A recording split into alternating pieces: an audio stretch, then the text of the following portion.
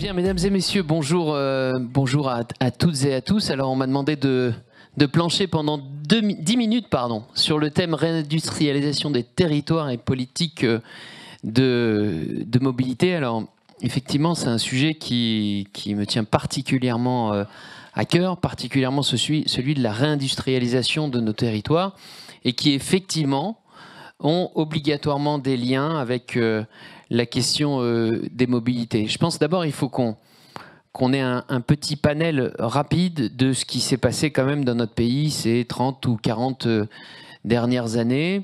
Je pense que je n'ai pas besoin d'ici vous rappeler ce qui s'est passé en matière de désindustrialisation, où on a divisé par 2 la part de l'industrie dans notre PIB. On était à un peu plus de 20% jusqu'à la fin des années 70, et puis maintenant on est à peine à 10% de part de l'industrie dans notre produit intérieur brut. On a détruit 2,5 millions d'emplois dans l'industrie, et ce qui fait qu'on a dans le même temps eu un impact certain sur un enjeu qui, à mon sens, est majeur et qui dépasse les débats techniques, qui est celui de la cohésion nationale, avec des territoires qui ont eu un sentiment de recul, et puis d'autres qui ont continué leur marche en avant, avec d'un côté des territoires qui ont vu, eux, les services à forte valeur ajoutée continuer à se développer, et puis ceux qui ont perdu, lorsque dans leur PIB, l'industrie, puisque c'était une moyenne autour de 20% du pays, mais dans certains territoires, ce n'était pas 20% que représentait l'industrie. Ça pouvait être 40, 50 ou 60%, voire plus, qui était le secteur économique à part entière. Vous prenez une agglomération comme la mienne, le Grand Chalon, donc à 1h15 au nord de Lyon. J'ai aujourd'hui un emploi salarié sur 4 qui est dans l'industrie. Et bien évidemment, je ne vous fais pas de dessin sur à quelques kilomètres le Creusot et Mont-Soleil-Mines. Je sais que Marie-Claude Jarraud était là il y a quelques minutes sur la part que tout ça pouvait avoir dans nos territoires. Donc aujourd'hui, il y a un mouvement, et c'est heureux, qui s'inverse.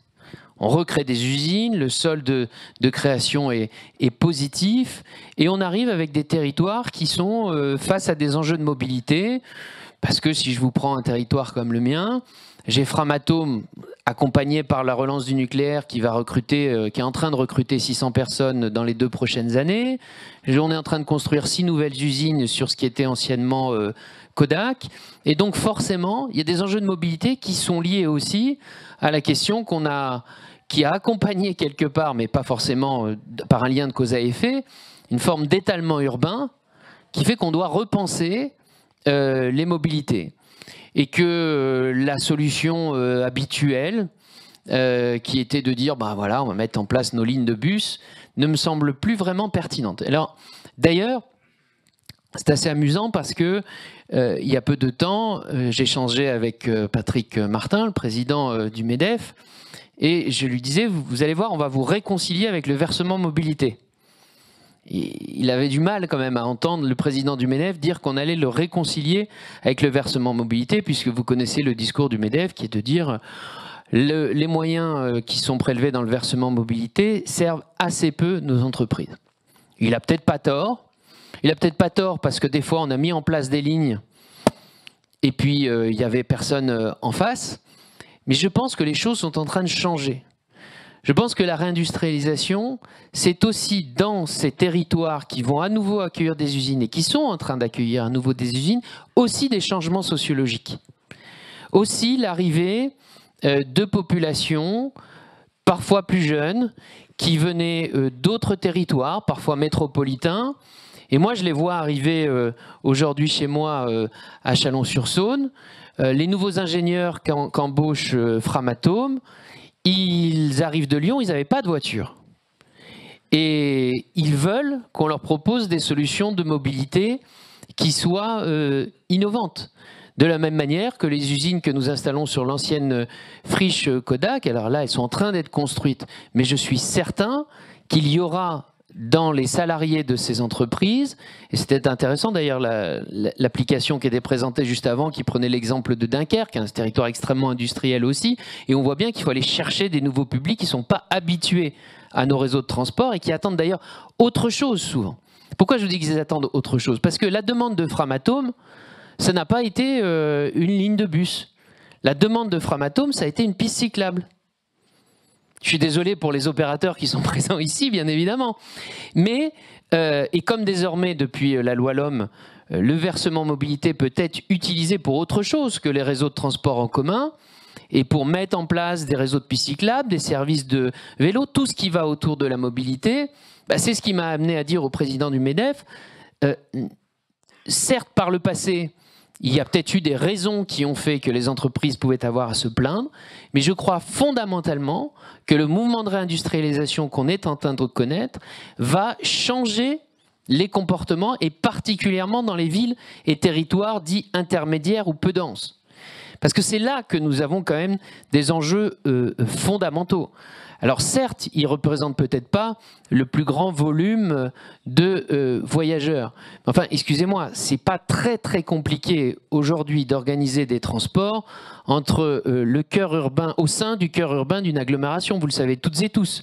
Là où c'est compliqué, c'est les gens qui habitent en première ou en deuxième couronne. Comment on fait pour les faire basculer de la voiture vers des réseaux de transport? Et pas que. Je crois qu'il faut qu'on arrive, et les présentations qui sont faites ce matin ont cette vertu-là, à se remettre en question, à mieux utiliser tous les nouveaux outils du numérique qui existent aujourd'hui pour arriver à trouver d'autres solutions que ce que l'on a déjà expérimenté avec nos lignes régulières, avec nos TAD. Effectivement, des TAD où il faudrait réserver 24 ou 48 heures ne correspondent pas aux besoins exprimés par ces populations qui arrivent sur nos territoires. Il faut qu'on se remette en cause, il faut qu'on utilise mieux les moyens qui sont proposés, et tout ça va aller de pair en plus. Parce qu'effectivement, la réindustrialisation, la création d'emplois, c'est des moyens complémentaires alliés à la mobilité, puisque pour en revenir à notre versement mobilité, il est évident que c'est une croissance de ce versement mobilité qui va s'opérer sur ces territoires et qui donc vont nous permettre de développer tous les outils dont nous avons besoin pour faire en sorte que ces salariés ne prennent pas leur voiture tous les matins, tout simplement. Donc, je m'aperçois que je vais tenir dans mon timing puisqu'il me reste 20 secondes. Je voudrais simplement, voilà, pour conclure, vous indiquer que je crois que cet enjeu de la réindustrialisation n'est pas qu'un enjeu économique. C'est un enjeu de cohésion nationale. Il est en train de modifier les sociologies dans des territoires. Il est en train de redonner de l'espoir à un certain nombre de territoires qui avaient pu le perdre. Maintenant, la question est de savoir comment on va l'accompagner dans la durée, comment on va apporter les solutions aux populations aujourd'hui qui sont dans ces dynamiques-là. Moi, j'ai 2000 emplois industriels qui arrivent dans les 2-3 ans. Les enjeux de mobilité sont parfaitement intégrés à ça. Et les opérateurs et tous ceux qui innovent autour de cela vont y participer. Et j'ai fini mon temps de parole. Merci beaucoup.